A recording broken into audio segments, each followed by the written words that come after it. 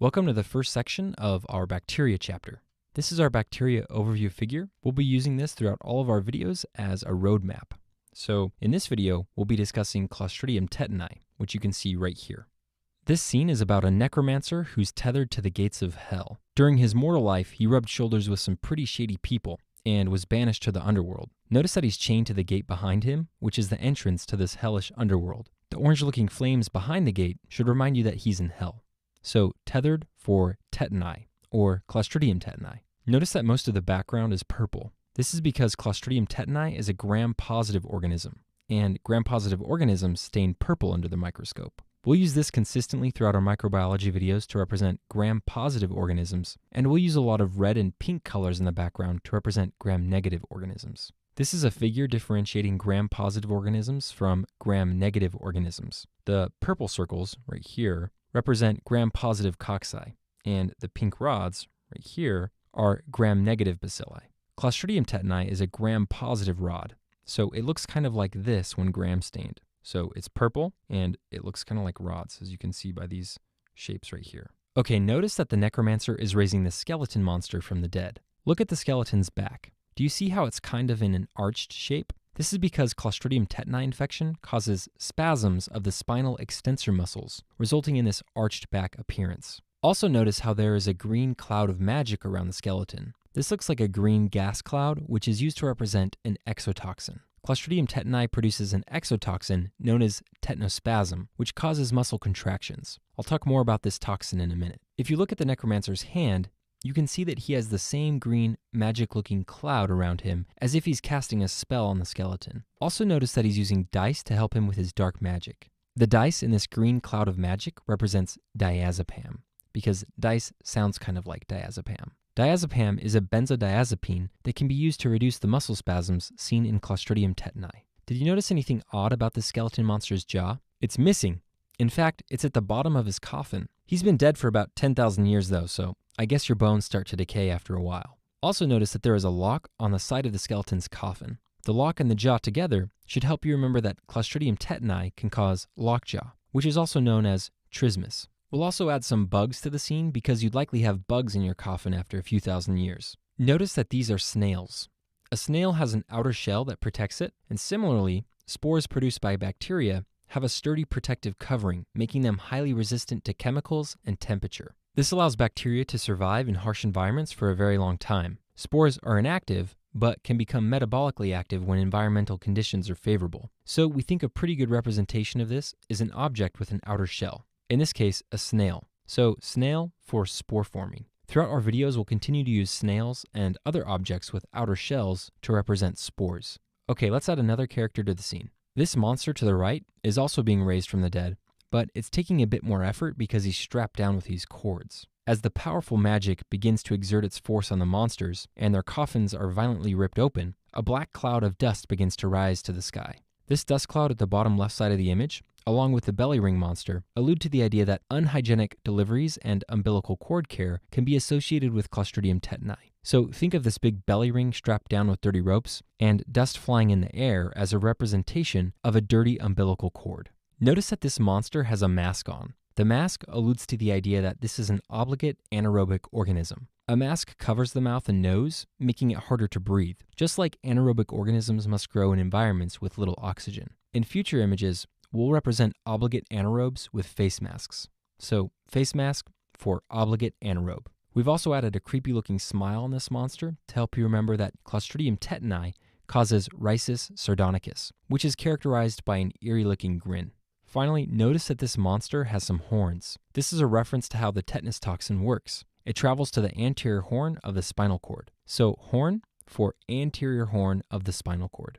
This whole process can be a bit hard to visualize, so let's pull up a figure to make things easier. This is an overview figure of tetanospasm, which can be found in section 1 of bacteria. When a foreign object with tetani spores punctures the skin, the organism vegetates at the wound site and produces tetanus toxin, or tetanospasm, which you can see right here. The toxin then travels through the motor neuron from the periphery to the anterior horn of the spinal cord, so like this. This type of movement going from the periphery to the spinal cord is known as retrograde movement, which hopefully makes logical sense. If the movement were going from the spinal cord to the periphery in the opposite direction, this would be known as anterograde movement. From the image, notice that a cross-section of the spinal cord is shown, and right at the anterior horn, you can see the motor neuron and interneuron. I've shown this whole part zoomed up right here, so it'll be easier to see. So here is the motor neuron, and here is the interneuron. The interneuron is also known as a Renshaw cell. Once the toxin reaches the anterior horn, it travels from the motor neuron to the Renshaw cell. Notice that within the Renshaw cell are vesicles containing the neurotransmitters GABA and glycine. These vesicles normally interact with snare proteins, which you can see right here. The snare proteins are responsible for releasing GABA and glycine into the synapse, where the neurotransmitters can then inhibit the motor neuron. However, when tetanospasm enters the Renshaw cell, it cleaves the snare proteins, which prevents the release of GABA and glycine, which we've shown right here with this inhibition sign. So by decreasing GABA and glycine, the muscle becomes disinhibited or overly active, which is why the muscles are overstimulated, resulting in increased muscle tone. Okay, now that you understand the mechanism here, let's return to the image and help you memorize these details. Notice that this monster is snared down to the ground with these ropes. The snare here represents the snare proteins. So as we just learned, the toxin cleaves snare proteins. In this image, this monster's name is Gabe. Notice that his coffin is appropriately labeled Gabe. This is to help you remember that GABA is one of the affected neurotransmitters. Also notice that Gabe happens to be floating in the air as if he's gliding in an upward motion. This is because the necromancer is using his magic to cause Gabe to fly in the air. This gliding upward motion is to help you remember that glycine is the other neurotransmitter that's affected.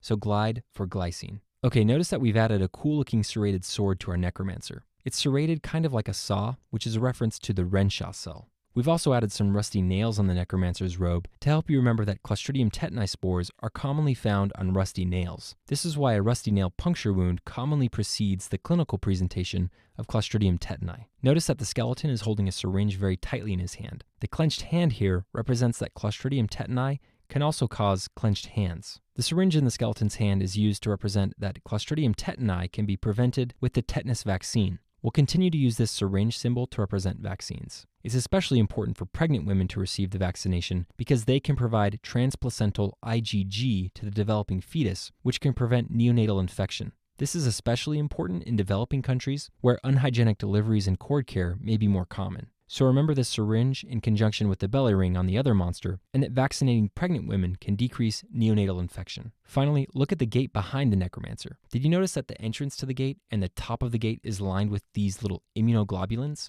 This is a reference to tetanus immune globulin. For step 1, you need to know that tetanus immune globulin can be given to treat an acute infection. This is because human tetanus immune globulin binds to the tetanus toxin, which can neutralize any remaining unbound toxin. Okay, now that we've covered the image, let's wrap up this section with a question. A 13-year-old unvaccinated boy presents to the emergency department due to involuntary muscle contractions. Physical examination reveals neck stiffness, clenched hands, and a decreased ability to open his jaw. The organism most likely responsible for this patient's symptoms produces a toxin that cleaves what protein? Hopefully from the question stem, you notice that this boy is presenting with signs and symptoms consistent with Clostridium tetani. The fact that he's unvaccinated and is having involuntary muscle contractions should immediately make you think of Clostridium tetani. The decreased ability to open his jaw is alluding to lockjaw, which is a dead giveaway. As we just discussed, this organism produces tetanospasm, which cleaves snare proteins. So the answer is snare proteins. From the picture, remember that this monster is snared down by these dirty ropes, which represent snare proteins. From the overview figure of tetanospasm, we can see the snare proteins right here.